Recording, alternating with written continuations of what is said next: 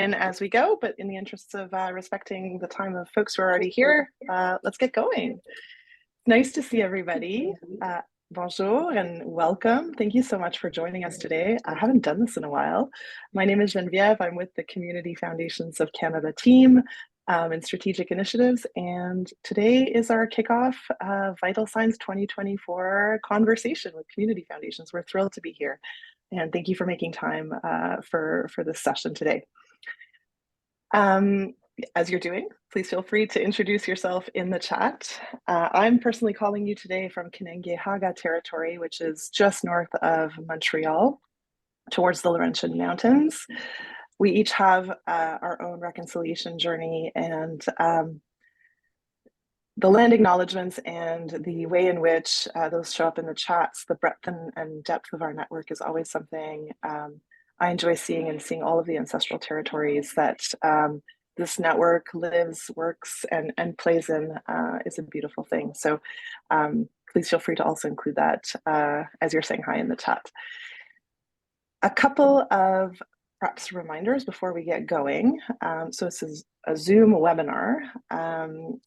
We're in meeting mode to allow for more dialogue. So please keep your microphone muted during the presentation, and there'll be an opportunity, as we typically do, to ask questions later on after the presentation. I'm going to slow my speaking pace because today we have Mike, our fabulous interpreter, who's here and making this session available en français. To access the interpretation, and we will be switching back in English and French, you'll see a globe at the bottom of the Zoom window in your screen. So feel free to click on that and ensure that you pick the language so that you can follow along easily. You'll also be able to access the slide deck in English and French right after the meeting, so don't be worried about that. We'll share it in good time. And at the top of the screen, this is a new feature in Zoom. At the top of the screen, you'll see a view option, and you can click the arrow beside it and a panel will appear. So we've got the English deck up here, but if you follow that arrow and view options, you'll be able to access the French deck in real time as we're going through today's session. Finally, today's session is being recorded and we'll share in the Community Connect newsletter if you need to watch it again, or if you have some colleagues who perhaps weren't able to join us today. So for the agenda, what are we going to be talking about? First, a bit of an overview of the Vital Signs program for folks to whom it might be a little bit newer, what it is, how your foundation can participate, and why. We'll have a chance to hear from a few folks, including my lovely colleague Annie Champoux, as well as Kyle Wiebe, who's a policy advisor, and many of you know him well, with the International Institute for Sustainable Development. Kyle will give a presentation on the opportunities and requirements of participating, and really brings in the data side of what this program is all about.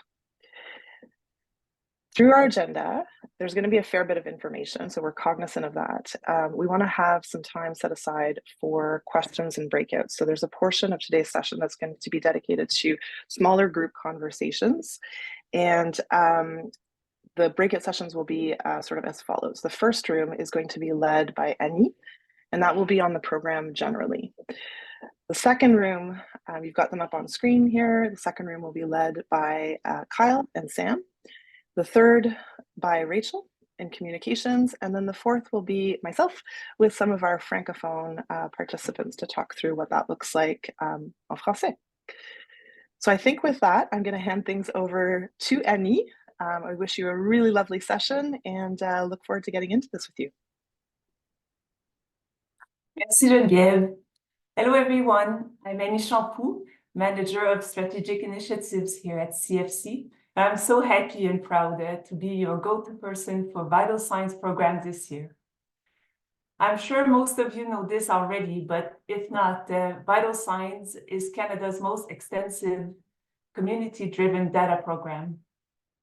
It's a tool that provides community foundations and others within the community with local knowledge to measure the vitality of a community and support action towards improving collective quality of life. Les données locales recueillies dans le cadre du programme permettent d'élaborer des solutions fondées sur des données probantes et pertinentes au niveau Look at local. different ways to look at the information to improve life in the community. It's in the 2017, the Community Foundation started to explore the program Vital Signs on the objectives of development and recognizing that the ODDs are universally accepted to measure the wellness in the whole world. By the ODD on vital signs, community foundations have the possibility to measure progress locally according to world objectives. In FCC or CFC, we continue to take measures so the foundations, no matter what they are, have the capacity to engage in vital signs and have access to the advantage in a personalized way.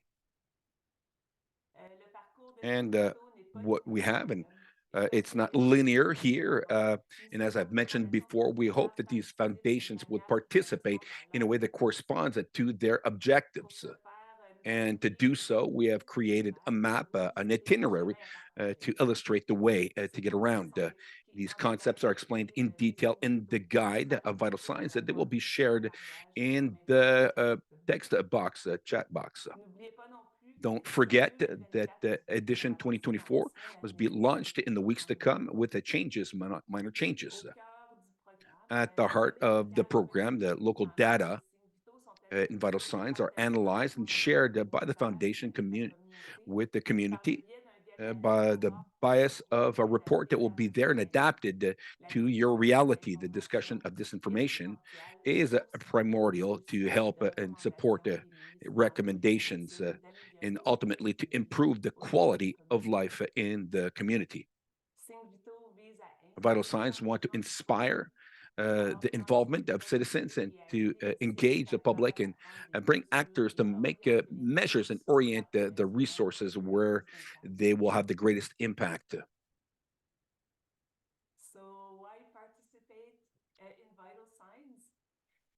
When I was an executive director at a very small CF, Philanthropie Laurentide, I observed rapid changes when I started Vital Signs in the region. We rapidly shifted from an active to a vibrant foundation, and I saw our ecosystem becoming stronger with new partnership opportunities. Vital Signs and the information it offers allows you and your community to learn about and take action on key community needs. It can lead investments in the community that will provide solutions and impact where it's needed most.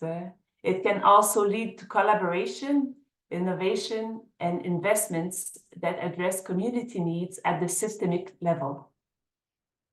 Community foundations use their vital signs research in several ways, and we have seen vital signs support granting priorities and requirements used as a fundraising tool to develop partnerships, to influence donor engagement strategies, to conduct advocacy for systemic change, to inform strategic planning, to spark community discussion, and so much more. Before I pass it over to Kyle, I would also like to share that we have created a FAQ resource about the Vital Signs program, which will be added in the chat for you to review. Now I'm pleased to invite Kyle to walk through the opportunities and requirements for participation. Thank you, Kyle. Thank you, Annie. Appreciate it. So, as Annie mentioned, my name is Kyle Wiebe, and I am a policy analyst with the International Institute for Sustainable Development. And over the past 6 years, IISD has partnered with Community Foundations of Canada to collect the indicators used in vital signs reporting. And more recently, IISD has also provided community foundations with data dashboards to accompany their vital signs work. We refer to these as tracking progress platforms. So today we're going to be focusing on providing an overview of the Vital Signs program and discussing what options you have for participating in data in 2024. So we have three main objectives for this webinar. The purpose of these objectives is so you can determine if you'll participate in vital signs this year and how you want to receive the data if you do. First, we're going to provide a high-level overview of the different thematic areas we collect data for, as well as the number of potential indicators associated with each theme. Second, we're going to then discuss the three options community foundations have for participating in vital signs in 2024. And then lastly, we'll discuss the benefits and limitations of each one of those options so you can determine which one is appropriate for you. And after all of this, as was mentioned, we'll have some breakout rooms to continue the conversation. So without further ado, let's move on to our first objective, which is to present a list of the indicators and themes for which you will receive data for in 2024. So for many of you, recognize many names on the call already, this is going to be a refresher. But as part of our vital signs work, we collect approximately 75 indicators across 9 thematic groups. And these are our community, sustainable cities and communities, housing, good health and well-being, quality education, no poverty and no hunger, culture and arts, decent work and economic growth, and peace, justice, and strong institutions. So those are all of our themes. However, the number of indicators you actually receive for each of those themes will depend on the Statistics Canada classification of your community and what boundaries you want data for. Now, if that sounds like a lot, but in our next webinar in March, we will go into more detail on how to identify your geographies. But for the time being, I'm going to present a very high-level overview of how many indicators you might expect to receive depending on your community foundation.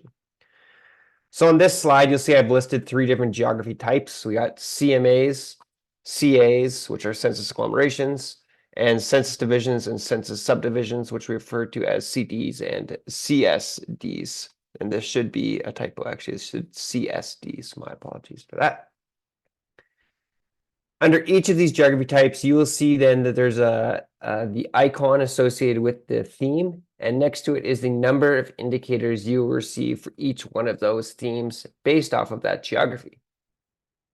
So for example, if you are a census metropolitan area geography, you will be receiving 6 indicators related to economy or decent work. If you're a census agglomeration, you'll also receive 6 indicators. But if you are a census division or census subdivision, you will only be receiving 4 indicators. Again, we're going to cover more detail during our next webinar why this happens, and also which geographies your community foundation will fall into. But I do want to just quickly provide an overview here. So if you're watching this on a recording, you can also pause your screens. But you'll see here, I've listed all the CMAs in Canada. So if your community foundation is listed here, you will be able to receive the number of indicators noted on the left-hand side. On the next slide here, I've listed all of the census agglomerations. So those are the CAs. So again, if you're watching this recording or later on, you can pause it and take a look. But if you see your community foundation listed here, you can then expect to receive the number of indicators associated here on the left-hand side.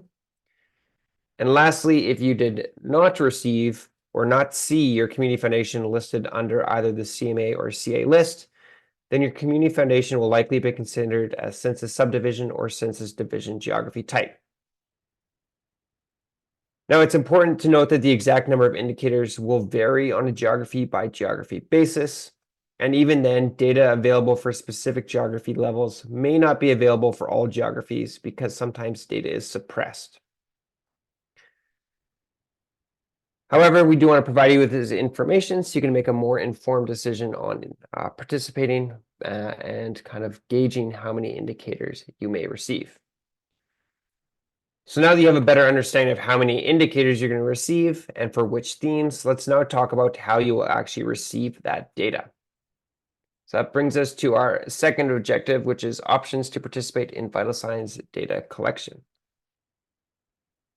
So you have 3 options for participating and how you'll receive the data.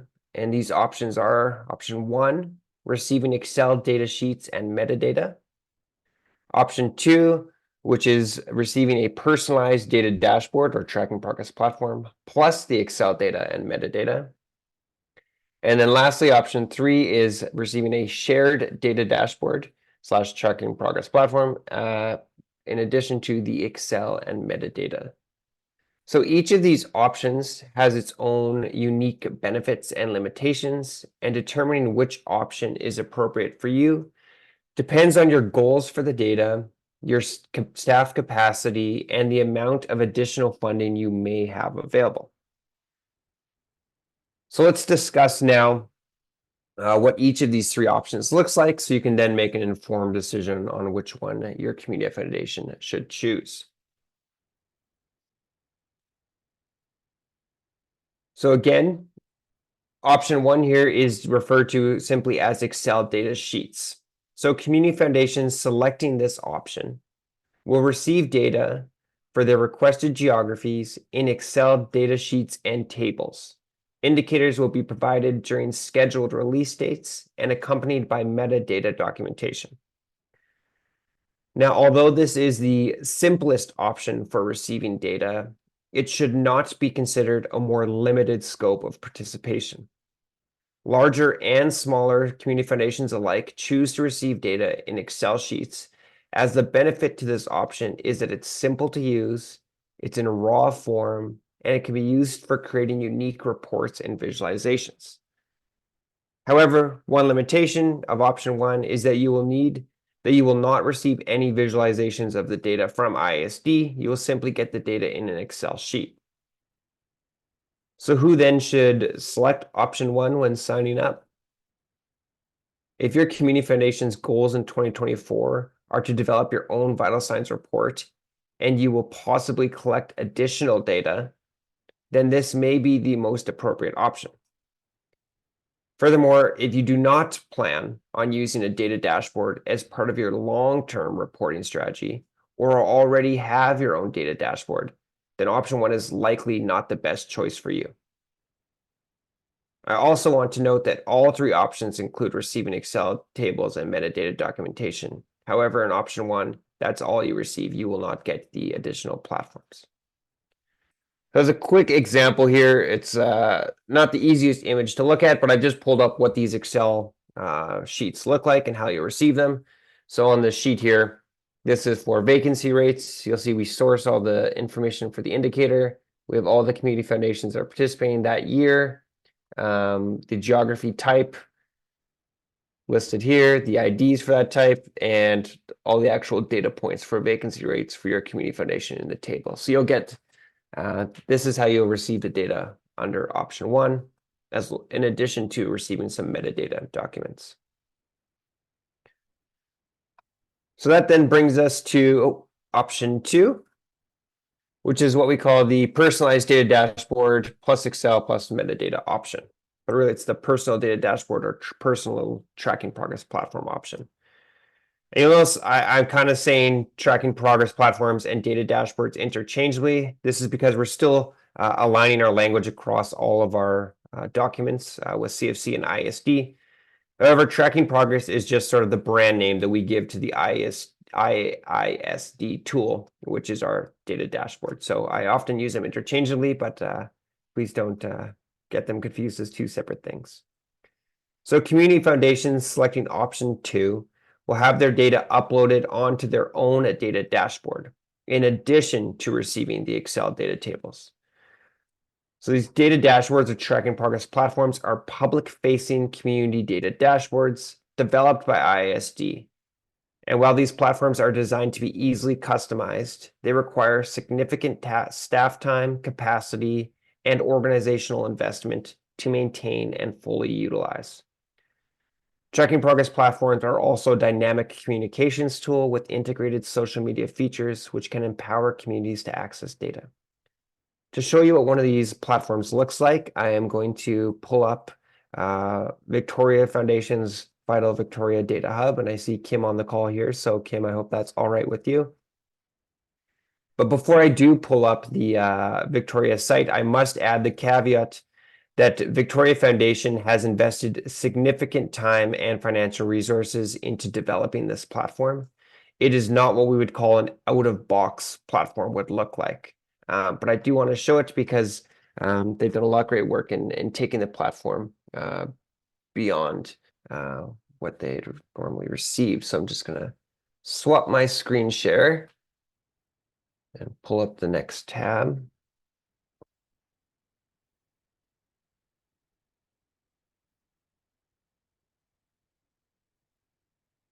Great. So hopefully you are now seeing the landing page for the Vital Victoria, Greater Victoria's Data Hub.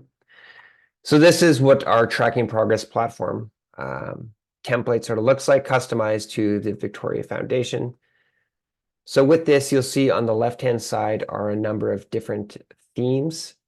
Victoria Foundation has decided to use some of their own themes instead of the kind of themes that are by default collected by Vital Signs. But if you click on any of those, you can see then an indicator with the data visualized on the platform. So in this instance, we're looking at median family income, and they're comparing Victoria CMA data to British Columbia to Canada, and you can toggle on any of that information, off or on, and view the data points for this indicator across the different time periods. Again, all these indicators you would collect as part of Vital Signs would be nested under the themes, which would be listed here. And there's lots more information that we can go into on this. But in the interest of time, I just wanted to give a very quick overview of what this would or could look like. Again, this is not an out-of-the-box platform. Victoria Foundation has done a lot of excellent work here. I'm going to jump back now to the slides.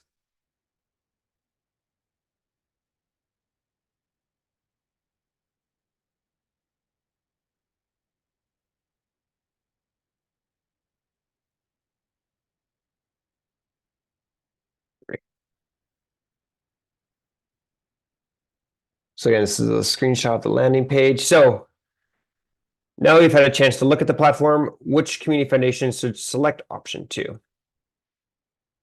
Community foundations should select option 2 if their goal in 2024 and beyond is to use a community data dashboard as a primary tool for Vital Signs reporting, and if you plan on routinely updating site content in between Vital Signs years. Furthermore, custom sites require dedicated staff time to update data and content. If you do not have approximately 200 hours of staff time to dedicate to the platform, this may not be a feasible option. I would also encourage CFs from making up the shortcomings in funding by utilizing interns or summer students, as in our experience, the transient nature of these roles doesn't really contribute to the building the institutional knowledge needed for a successful platform. And while not necessary, sites are also going to benefit from staff with experience in WordPress, communications, geospatial software, and user design. So if you don't currently have the capacity, but do have the funding to hire additional staff time, or to enter into separate agreements with IISD to assist with platform customization, then option 2 may still be a viable option. But in our experience, sites that are not routinely updated or used for communications purposes on a regular basis lack the amount of traffic necessary to justify Community Foundation's investment in a customized platform. So I say and add all these caveats just because I don't want to make it seem like you can achieve something like Vital Victoria did easily. It comes with a lot of hard work, but you can see that if you make those investments and are able to, you can produce something that's really wonderful. So if you're on the fence still about option 2 and you have more questions, I would be happy to answer those if you want to reach out after this webinar. And again, it's a well-curated community data dashboard.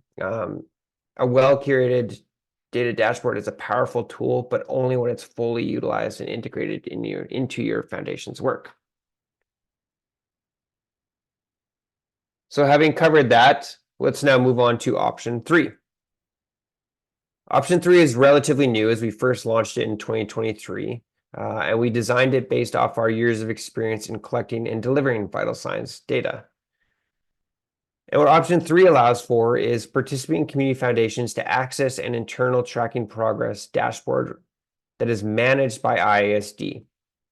And this option emerged following our conversations with formal vital signs participants who wanted a centralized resource for visualized data, but did not have the capacity to manage and update their own community platform. Among the most significant benefits of option 3 is that in addition to having an online visualization tool, IISD will manage and monitor the data content. This means you will not need to worry about creating the custom content that requires substantial staff time. However, the main drawback here is that this data dashboard will not be public-facing and is only intended for internal use for community foundations. So again, in the interest of time, I'm not going to swap my screens again, but this is a look at what the 2023 data dashboard looked like for the shared data dashboard. The main difference is, we're using the vital signs themes on the left-hand side here.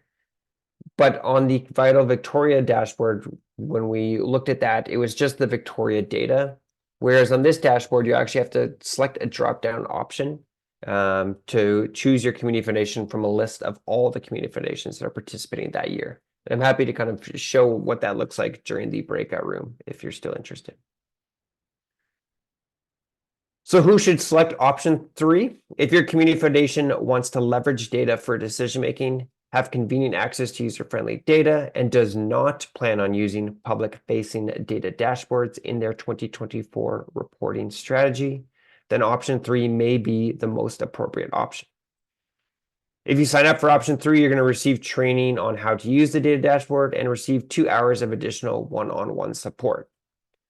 In our experience, unless staff time and funding are already set aside for maintaining a customized tracking progress platform, which is option 2, and you want a data dashboard, then the majority of CFs should maybe consider option 3 over option 2. I think I also forgot to note that if you do sign up for option 2, we do provide one-on-one training over a course of 3 webinars on how to run and operate your site. But one of the reasons why we strongly encourage this option or option 3 over option 2 is because in the past 3 years, we've been offering these platforms. We found that many never get developed or some never get used after the first year. And when these sites are dormant, they add to hosting and maintenance costs for the entire network. So sometimes we encourage option 3 as sort of a step towards possibly pursuing option 2. So to quickly recap the 3 options we looked at, I want to provide you with a quick table here, reiterating the staff time required to maintain each one. Again, option 1 does not require any additional staff time. Now, clearly, that doesn't mean that you will not need to review the data or to manipulate it for your own purposes.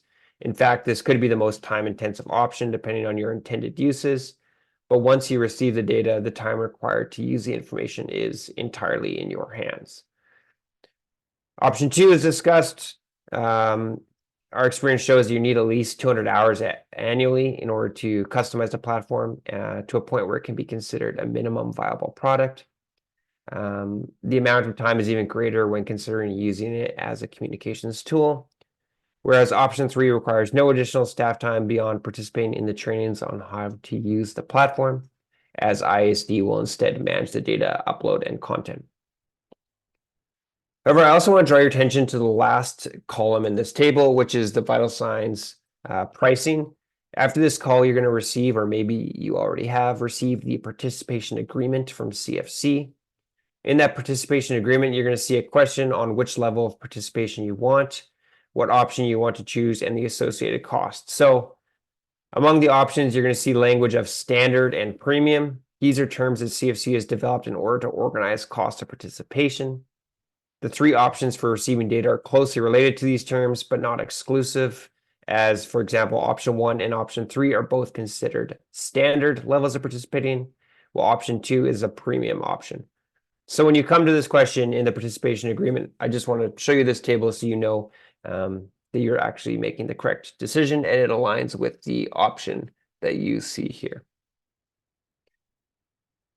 Now that we talked about the 3 options for participating, I'm going to throw a little curveball and share a 4th and 5th option. And these are related to actually not receiving data this year, but you still are being part of vital signs in other ways. So option 4 is if you are not participating in vital signs this year in terms of the data collection, but are still want to use vital signs branding, you will sign up for a basic participation, which you will see in the participation agreement. IISD is not involved in basic participation, so any questions you have about that should be directed towards CFC. I only want to share this information with you because you're going to see basic as a choice there alongside standard and premium.